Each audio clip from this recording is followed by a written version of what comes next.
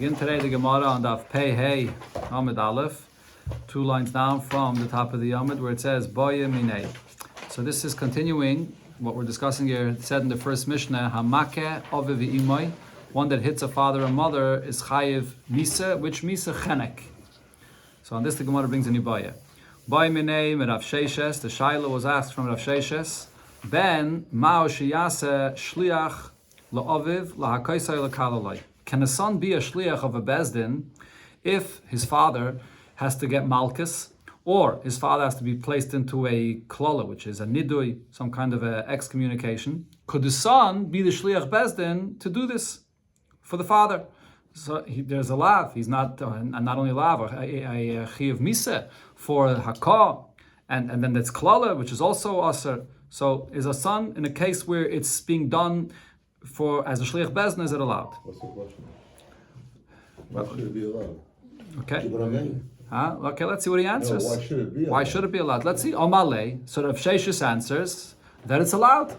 And he explains, V'acher, in any other case, between one yid and another, mihi tirai, who allows one yid to fulfill this, to be a shliach bezdin, to hit another yid. For one yid to hit another yid is also allowed. It's not the chiyav misa like it is by a father, not chenek, but it's a lav. It says pen yosef, you're not allowed to add it to. So and nevertheless, over there, it's mutter by any other yid. Ela kovet shemayim adif. The Torah is saying that for kovet shemayim, this is the obligation that one yid has to give malchus to another. So if so, hachanami here as well. Although the child has this lav or this iser, this chenek, chiyav chenek, not to hit a father, but kovet shemayim adif. In the case where it's kovet shemayim, that issa does not apply, and therefore he could be a shliach bezdin. That was Rav Sheish's answer. Okay, but the Gemara is going to ask a few different questions on this. In the end, the Gemara's conclusion will actually be that he cannot be a shliach bezdin. So the Gemara Meisvei, there's a braise that says the following kal v'chomer. Okay, so let's read the words of the kal v'chomer. It's not clear what this kal v'chomer is about, and then the Gemara will explain what it means. Uma mi shemitzvah la kaisai. If in a case where there's a mitzvah to hit, mitzvah shalei la kaisai, there's a mitzvah not to hit. Mi she'ena mitzvah la kaisai. If it's a case where there's no mitzvah to hit, ein edin shemitzvah shalei la kaisai. Definitely it's a mitzvah not to hit. So what is this Braisa saying? What is this kal v'chomer? What are we learning out from this kal v'chomer? What's the mitzvah la kaisai? That there's no mitzvah la kaisai? So the Gemara explains. It seems like it's saying as follows: My love, don't you think what it's talking about over here is idi v'idi b'mokim mitzvah? When it says there in the Braisa, these two expressions of mitzvah la kaisai and mitzvah shaloi la kaisai, what it's talking about is not just a regular hitting of one yid hitting another. It's talking about a situation where you have to give malchus, a mitzvah to give malchus. So now, what is the kal v'chomer talking about? Ha b'bnoi and ha b'acher. And what the Braisa is talking about is the difference between a son or just any other yid. So how do you read the lashon of the kal v'chomer? So now go back to the lashon of the Braisa. What is the Braisa saying? Uma mishem mitzvah la kaisai. If when it comes to just by a regular yid, where he has to give malchus to someone, he's a shliach bezdin to give malchus, so he has a mitzvah to do so. So then the mitzvah shalei la kaisai, he's not allowed to hit another yid if it's not for the sake of the mitzvah of malchus. So if so, misha ena mitzvah la kaisai, if it comes with a son and a father, and the son is a shliach bezdin, he's not allowed to give that malchus to his father. So definitely, definitely we know that a son is not allowed to hit his father. In other words, this kal v'chomer here is the source coming to say the warning. Where do we know the warning, the azhara, that a son is not allowed to hit his father? And it's learning it out from this kal v'chomer from a regular person. But as you see now, based on this pshat and the Braisa, what it's saying is, what's the basis of the kal v'chomer? Why should a son hitting a father be more stringent than anybody hitting another yid? Because by anybody hitting another yid, if it's a shliach bezdin, there's an exception where you're allowed. Not only you're allowed, it's a mitzvah to do it, but by a son and a father, even if it's a shliach bezdin for the sake of a mitzvah, he's not allowed to do it. That's what it seems to be saying, and that's the basis of the kal v'chomer. So the Gemara is asking on Rav Sheishes. In this Braisa, we see that a son may not hit his father, even as a shliach bezdin for the mitzvah of malchus. So the Gemara says, "Loi, that's not how you read the kal v'chomer of this Braisa. Idi v'idi, in both parts of the Braise, both parts of the Kavachayim, when it says the term mitzvah la kaisai, then it says the term that's not a mitzvah la kaisai. In both cases, loishna b'nai v'loishna acher. It's not. There's no difference between the father and the son. Like Rav Shesha said, both the father and the son have a mitzvah. When they're shliach bezdin, they're allowed to hit, even by a son and a father. So then, what does it mean to say? 1 second. Loishna b'nai v'loishna acher. And v'loi kashya. And what the Braise is saying is not a question of what Rav Shesha said. The pshat of the Kavachayim is different. Kan b'makayim mitzvah and kan shaloi b'makayim mitzvah. What the Braise is saying when it says mitzvah la kaisai and there's no mitzvah la kaisai, it's saying something else. Over here it's in the place of a mitzvah, and over here it's saying when it's not a mitzvah. And the pshat in the Braise is completely different. And v'hachi ketani, this is how you have to understand the Kavachayim. And here the Gemara itself spells it out. If when it comes to anybody that there's a shliach bezdin, and not by a son and a father, by anybody there's a mitzvah that he should hit another yid because of the mitzvah of malchus. But nevertheless, mitzvah shalei la kaisai, there's a mitzvah that he should not hit him any extra. He's hitting a malchus, but to give one extra, it's also shalei b'makim mitzvah, she'ein mitzvah la kaisai. If it's not in a place of a mitzvah, you're not doing the mitzvah of malchus, you're not a shliach bezdin. And it is mitzvah shalei la kaisai. Most definitely, you're not allowed to hit another yid stamazai if it's not being done in the context of a mitzvah. So according to this pshat, has nothing to do with the difference between a father and a son and any other regular yid. And also, according to this pshat, the Braise is bringing this Kavachaymer as a source for where do we have the azhara that you're not allowed to hit another yid stam. Not only in a case where you're adding another malchus. In the Lashon of the Pasuk, it said, Lo Yosef, Pen Yosef La Kaisai, that you're not allowed to add another malchus. So how do you know that, where's the warning in the Torah that you're not allowed to hit a yid stam, even not in that case? So this is the Kavachaymer. If by a case of malchus, we have a mitzvah to hit in, you're still not allowed to add one more. For sure, just in a regular case, you're not allowed to go and hit another yid. That's the Kavachaymer. So you need a Kavachaymer to know that you're not allowed to hit another Jew? That's what it's saying here. Yeah.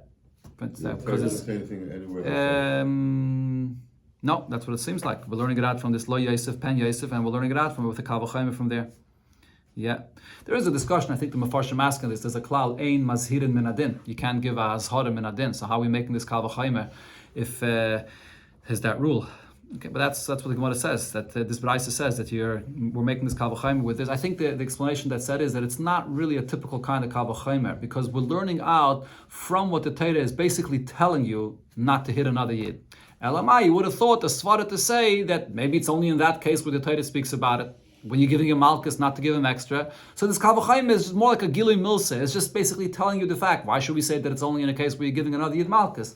Obviously, it applies in any case that you shouldn't be hitting another yid. Okay, the point is, though, there's no question on what Rav Shesha said that a son may give malchus for his father. But the Gemara asks from another Braise, Toshema.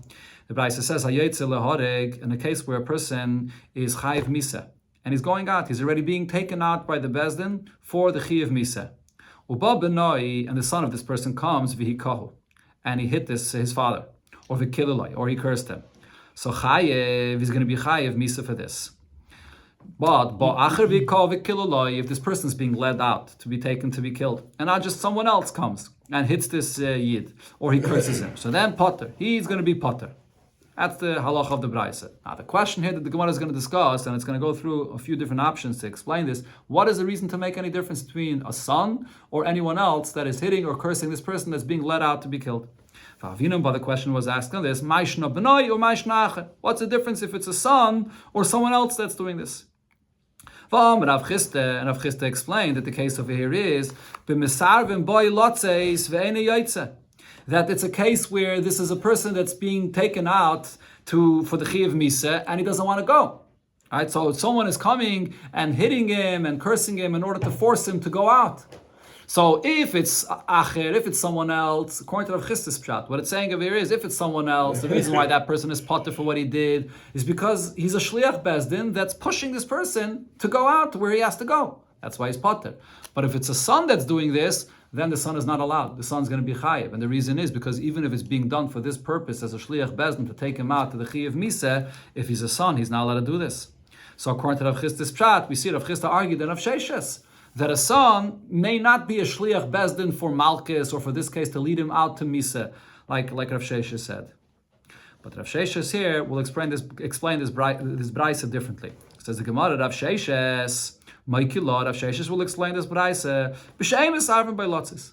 Not this kind of case where it's a shliach bezdin and it's a person that's refusing to go to be led to misa, and then there's a distinction between someone else and the son. That's not the case. It's just a person that's being taken out to be, and he's going out himself. It's not a shliach bezdin here. So now the question is, if that's the case, Ihachi achernami. If so, anybody else should be chayiv for hitting this person or cursing this person if he's going out. You're not allowed to. True, he's being taken out to kill, but why should you be allowed to hit him or curse him at this time? And says the Gemara, no, there's a difference. Acher, if it's someone else, gavre ketilahu. This person is already like a dead man because he's being taken out to be killed. So therefore, he's like a dead man. Now, what this means is, Rashi doesn't explain it here, but in Amud Beis, Rashi explains, when it comes to a person that's a gavre ketila, what it's saying is, if someone comes and hits him and causes him an injury or whatever tsar, whatever embarrassment he causes him, you're potter for this. Because it's like, usually there's chiyuvim of money payment. When you injure another yid, nezek, tsar, ripoy, sheves, baishus, there's various kinds of money payments. But that doesn't apply in this case where the person is being taken out to be killed, because that's a gavre ketili, it's like a dead man. So for that, you don't have to pay at all. That's regarding someone else that does this, to the person being taken out. However, when it's a son, it's different. When it comes to a son over here, when it says he's chayiv, we're not talking about the chayiv of payment. That's the way the Gemara understands it now. We're talking about a chayiv to be chayiv misa for what this person did. And even if he's a gavre ketila, you will still be chayiv misa. When one curses a father after he died, there's still a chayiv on that.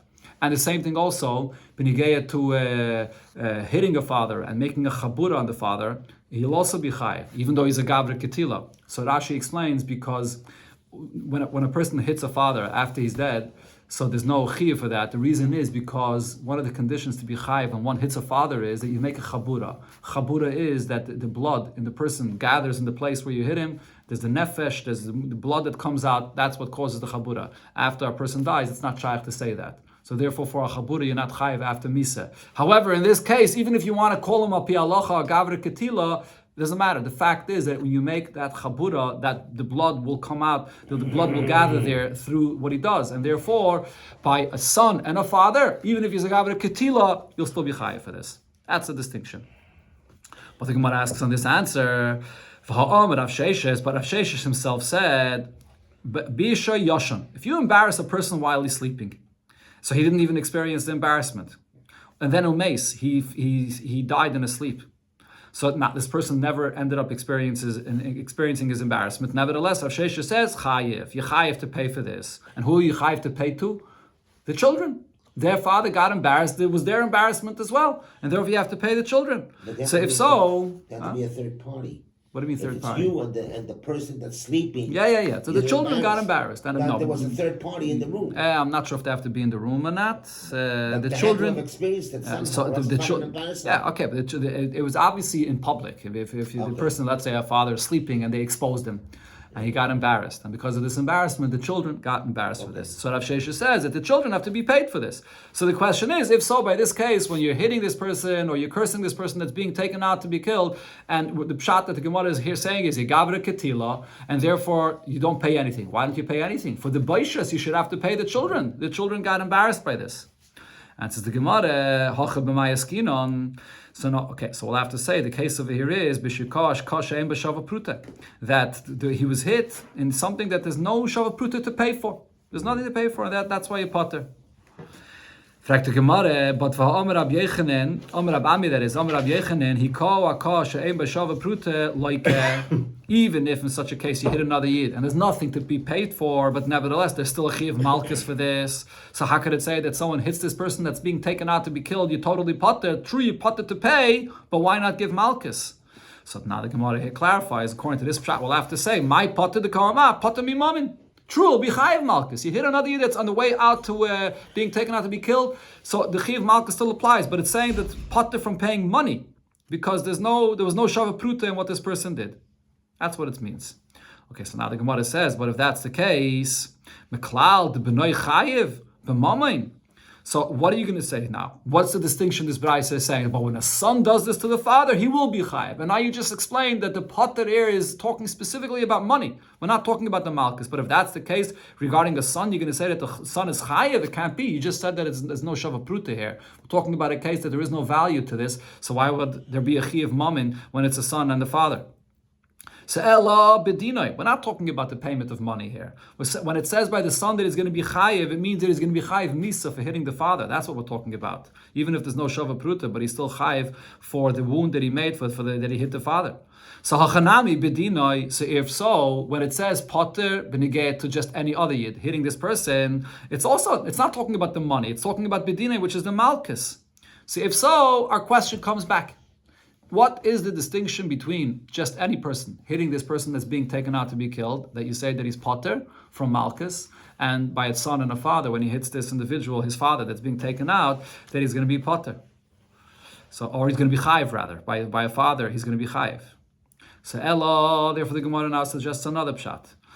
Acher, if it's just anybody that's hitting this person that's being taken out, the time of the potter, the reason why he's potter is because we learn out the Amakra, the pasuk says, "V'nasi ba'amcha lo yisair." You should not curse a leader amongst Yidden. You should not curse him. This is the warning. This is the source from where we learn out that one may not curse another Yid. But it says though ba'amcha. Ba'amcha means ba'oise ma'ise amcha. When it's someone that's doing, he's not over an aveda. He's not a Rasha. But here, this person that's being taken out to be killed, and he's a Rasha, so in this case, another Yid that curses him will be potter for this, because this is someone that's chayiv misa, he's a Rasha, so therefore, you're not chayiv for this. Now, this is the source regarding why someone that would curse him on his way out would be potter. So we have the source for cursing him. Hakam minalon. What's the source if, well, it's in the Braisa as well, if a Yid came and hit him, that'll also be potter. Why is he potter for this? And says the Gemara, the Makshinon, Hakal the Klola. We compare hitting to Klola. So in one pshat, Rashi says it's a mematzinu. If we find by Klola that it's only ba'isa ma'isa amcha, not if he's not a Rasha, the same applies to hitting. It's just a comparison. Or it's a real hekish, because in the pasuk they're written near each other. There is actually a pasuk that one pasuk in between, the isser of hitting another yid and the isser of cursing another yid. There's one pasuk in between, but nevertheless it could be still a hekish. But now the question is, if this is the explanation why benigay to any person, if he hits or curses this person that's being taken out to kill these potter, why? Because he's a Rasha. Ihachi b'noi nami. We should apply the same thing with a son and a father. And Rashi explains the reason why we should apply the same thing by a son and a father is because this pasuk nasi ba'amcha lo yisai, earlier in the Masechta, it said that this pasuk is also the source for the warning regarding a son not cursing the father. And over here it says dafka oisa ma'isa amcha. So we should apply the same petur by a son and a father, that a son, if he curses a father or Rasha, it should also be potter. So what are we going to have to say? So the Gemara answers, Kedamer of Pinchas. Regarding the son and the father, will apply here something that Rav Pinchas said in another place, B'sha'asa tshuva, that he was a Rasha, but now he did tshuva. So Hachanami over here, B'sha'asa tshuva. This person is being taken out for Chiv Misa, but he already did tshuva for what he did. So you can't call him anymore a Rasha, even though he's Chiv Misa, but nevertheless he's not a Rasha anymore. And therefore when the son cursed his father or hit his father, he's going to be Chayiv for this. So the Gemara asks, if that's the case, Yachi Achanami. So apply the same thing by another person that hits someone that goes out. If he did tshuva already, so then he's Oisa Ma'isa Amcha. So how he's allowed to hit him or curse him, or why would he be potter for this? So the Gemara answers, the Gemara comes up with a new drasha here now. This is the maskana, the pshat over here in this braisa, according to Rav Sheshes. Amar Rav Mari, so Rav Mari says, Ba'amcha, when it says v'nasi ba'amcha loisai, what it means is b'mekoyim sheba'amcha. It means a person that's in your nation, a person that's going to live amongst the people, and not this person that's being taken out to be killed. There's already a gemar din that he has to be killed. He's not considered to be amcha anymore. So the lashon of the pasuk itself tells you that it doesn't apply to someone that's being taken out to kill. Now, why don't we apply that by a son? Yihachi b'noi nami, we should dash in the same drasha and say by a son and a father it should apply as well, that he's not already mekuyim, he's already being taken out to kill, so therefore the son should not be chayiv if he curses as well. Answers the Gemara, mididahave la'acha misa. Because by a son, we know that the Gemara will later soon here, the next Mishnah, will bring a drasha, that if a son curses a father, even after he passed away, this son is going to be chayiv for cursing the father. So just like we see when a son curses a father after he passes away, he's going to be chayiv for this. So you can't say that this drasha here of Mekuyim Shabamcha applies by a son. And the same thing also regarding Hakah. And here Rashi says the point that I mentioned before, that even though when a son hits a father after he's dead, there's no Chiv Misa for this, but that's because you can't make a Chabura after a person is dead. The source for the Chabura comes from the word Nefesh, where the blood gathers when you make a Chabura. That doesn't apply when a person is not alive. But over here, when the person is still physically alive and you can make a Chabura, so therefore you're going to be Chayiv just like Acha Misa. So that drasha that we say Mekuyim Sheba'amcha that applies to anybody else, does not apply to a son. This is Rav Shesh's pshat in this brayse, so it's not a question on Rav Shesh's. Now, my Havi Allah, what is the conclusion? What's the answer to the shaila we asked? Is a son allowed to be a shliach bezdin, to give his father malchus, or to put his father in a nidui, a cherem? So the Gemara brings, Omer Abba Baravona v'chein tona de beira bishmol, lakoil ein haben nasa shliach la'aviv la'kaisai ulakale. For any aveda, to give malchus, a son cannot be the shliach bezdin to give his father malchus, or for klala to put him into a cherem. Chutz, besides, bimesis, in a case where a father is persuading people to serve avodah zarah, there it doesn't apply. Shaharei amra Torah. There the Torah says lo sachmail, v'lo sachas olav, don't have any mercy, don't cover for him. In that case, even a son could be the one that will give the punishment to the father. But other than that case, a son may not be a shliach bezdin for his father. So in the conclusion of the Gemara here, there's a machlekes rishonim in what case the Gemara is talking about. Some say that the Gemara is speaking about a case of a father, whether the father did tshuva, whether the father did not tshuva, whether he's oisa ma'isa amcha, whether he's not oisa ma'isa amcha, doesn't make a difference. A son may not be that shliach to give the malchus or whatever punishment it is to the father. But other rishonim say that this is only in a case where the father did tshuva and he's already oisa ma'isa amcha.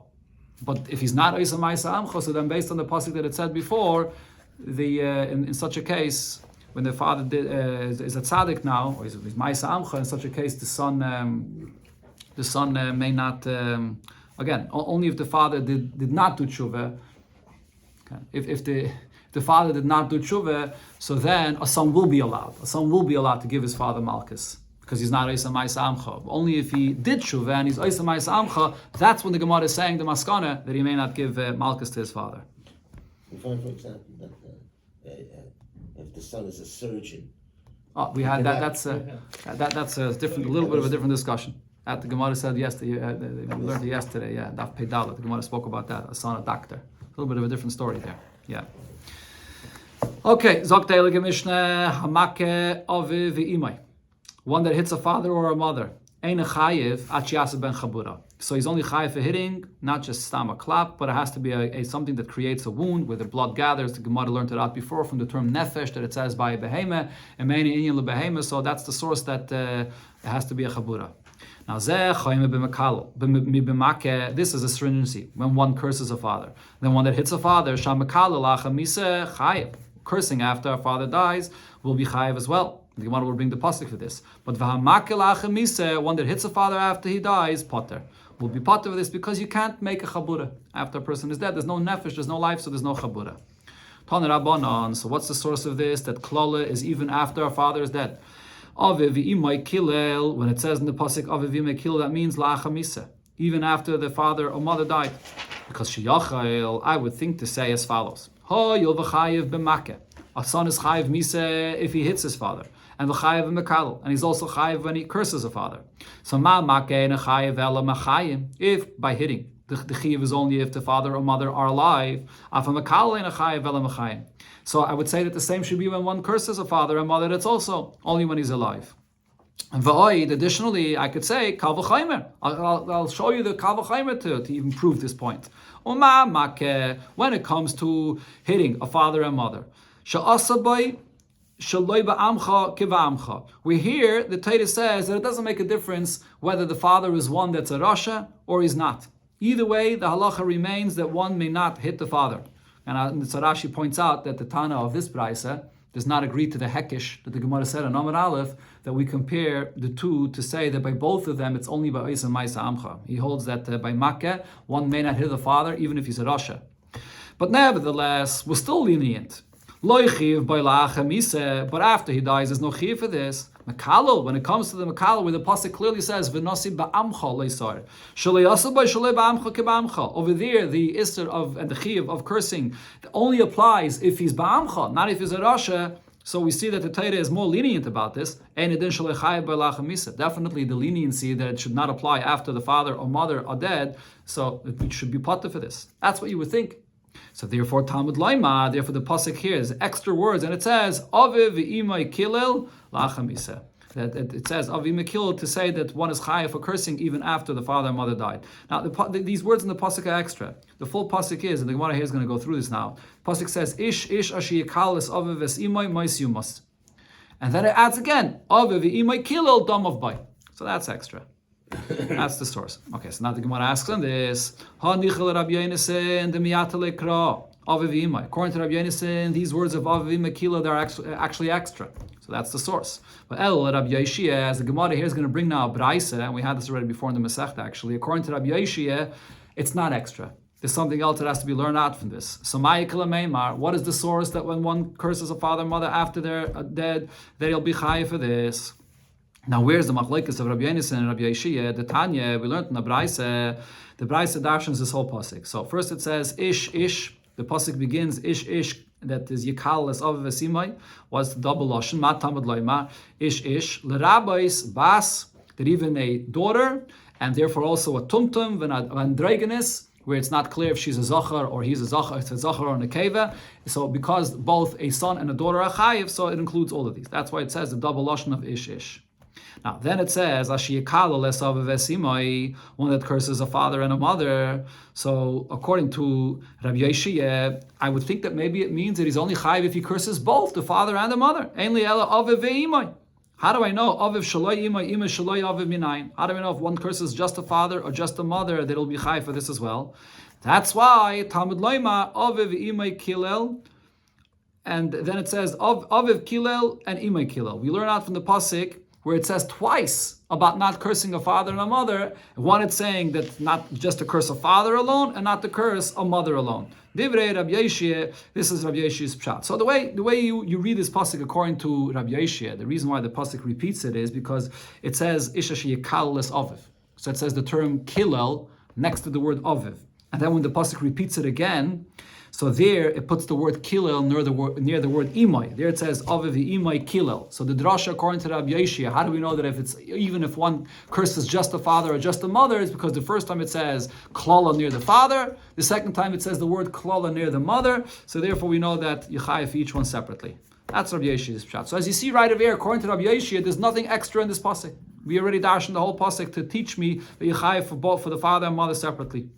Now, Rabbi Yonasan, however, Rabbi Yonasan says, you don't need this drasha, because mashma shneim keechad. When it says isha sheyikal esav v'esimai, you could interpret it to mean only if he curses both of them together.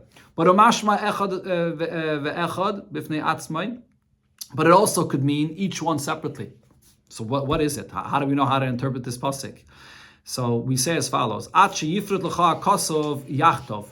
That we interpret the pasuk to mean here that one that would curse a father or a mother, even separately, even though the pasuk uses the term as aviv ve'es imay, but nevertheless it means each one separately. Why? Unless the Torah specifies and writes yachtav, only yachtav means both together. But if it doesn't say the word yachtav, then I know that it means each one separately. And Rashi brings the source for this is because you learn out what it says by the Isra of Lisachrish Shor b'Chamar. Over there it says also shor v'chamar. Does it mean shor and the chamar? Does it mean shor or the chamar? So there the Torah adds the word yachtav. Yachtav means together. So that is a source to say that anytime the Torah writes two and it doesn't say the word yachtav, it doesn't mean together. So therefore, according to Rabbi Yonasan, the pasuk when it adds in the end aviv imay kilo dama boy, that's extra because we already know that in the beginning when it says the father, the mother, that it's separate. So now, but the question is on Rabbi Yeshia. Minale, according to Rabbi Yeshia, that there is nothing extra in this pasuk. What is his source that the Isser or the Chiyuv of Klal is even after the father and mother passed away? And says the Gemara, there's another pasuk. Nafkele u'mekalel aviv imay mois yumas. There's another pasuk, mekalel aviv imay mois yumas in Parashas Mishpatim. That's an extra pasuk that comes to say even after the father and mother died. Now, according to the other opinion, that doesn't need the source. Hahumi Bayale, that pasuk is coming to teach L'Rabbis Bas Tumtum Van Dragonis. That's extra pasuk is coming to say not only a son, but even a daughter and even a Tumtum and a Dragonis. But the Gemara asks, didn't we already learn it out before? But Tepik Le Mi Ish. Why not learn it out from the double term of the pasuk where it says Ish? So the Gemara answers, he doesn't learn out from there. Because Dibra Torah Kaloshim B'nei Adam. According to his opinion, that expression is just the way people speak, and it's not a source for this. Okay, now the Gemara goes back to what it said in the Mishnah. What did it say in the Mishnah? That there's a stringency in one that curses a father or mother more than just hitting a father or mother, that applies after they passed away. It doesn't apply by hitting.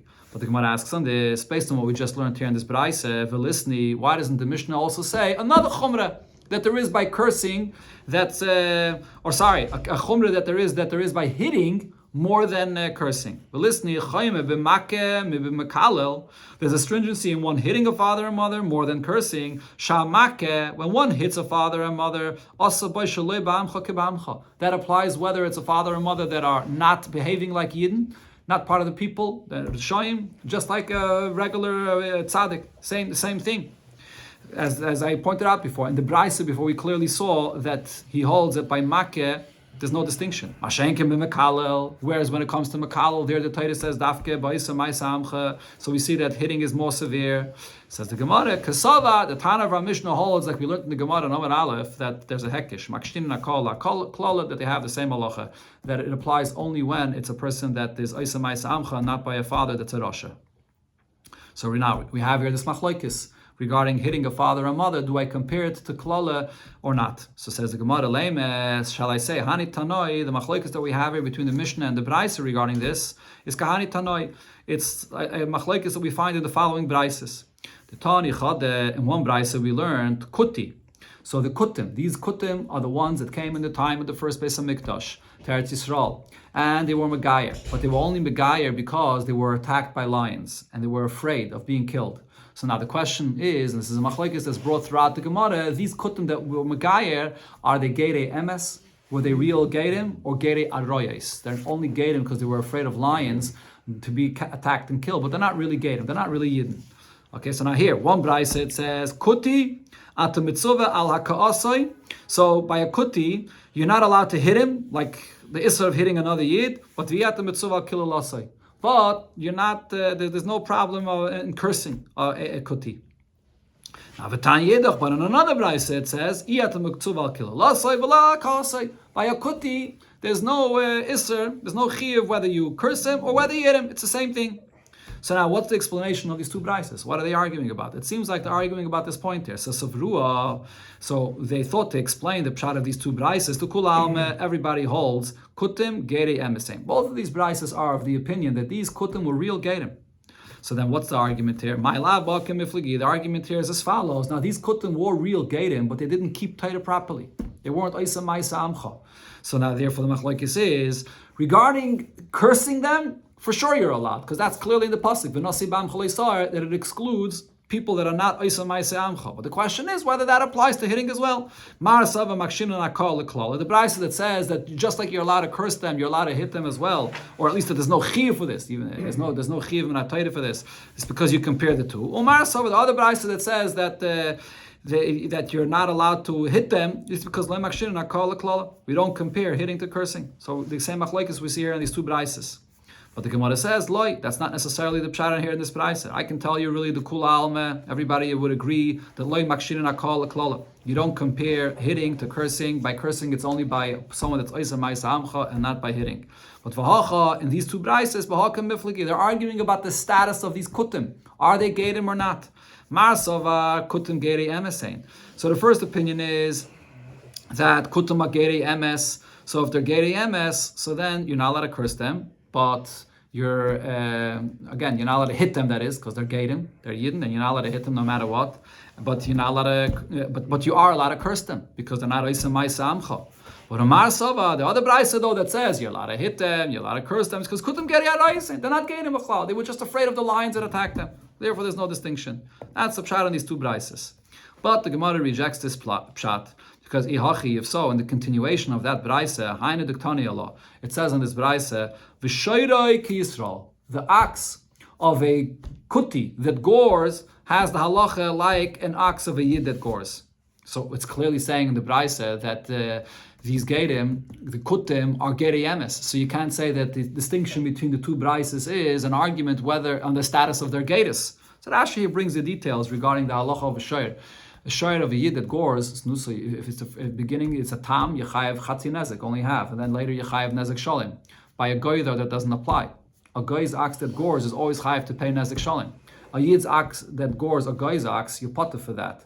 But if you gore a kutti's ox, so then you're going to be chayav for this because it's he's Geirei Emes. So we clearly see that both of these brises hold that the kuttim were real Geirim.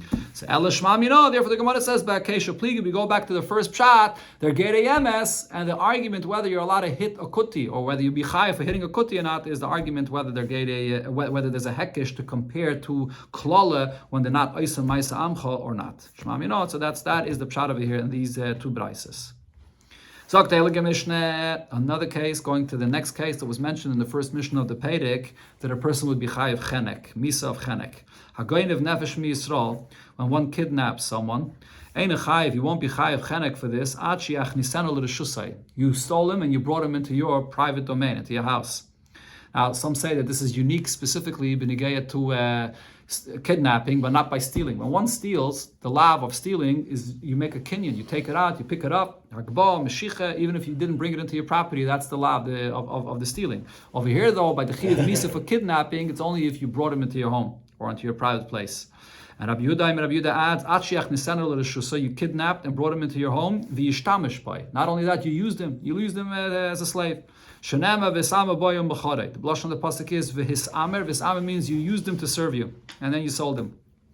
Now hagaynev is benai. Someone kidnaps his own son. Rabbi Shmuel benai Rabbi Yechon ben Breikim mechayev. Rabbi Shmuel says that you'll be chayev for this.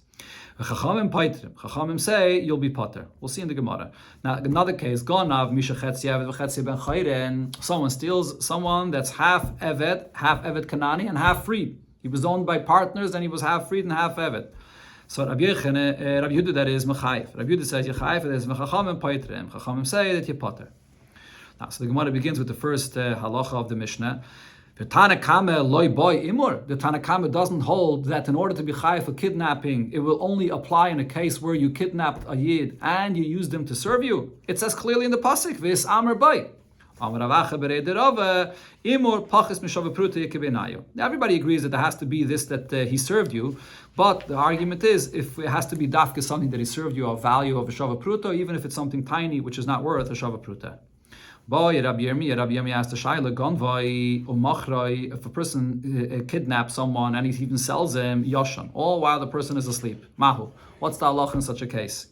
A person is selling a woman, so he kidnaps and sells, but who? Le'ubra, all just for the fetus, the baby that's being sold, but not the woman herself. Mahu. What's going to be halacha in this case? So here the Gemara explains what's the ibaya here.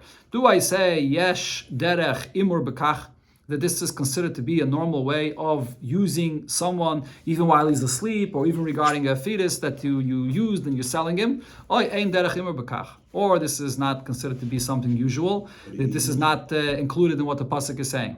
What are you using? By selling him. Oh, the Gemara is going to ask right in here. That's Gemara's question right now. The Gemara asks on this,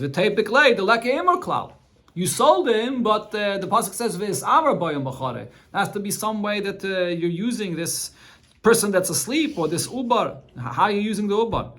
Answers the Gemara, the case here that the ibaya applies is in a case yashan. This person is sleeping, and the zagalaya, you kidnapped him, but then you leaned on him. You used him to lean on him. So this is something that you did use.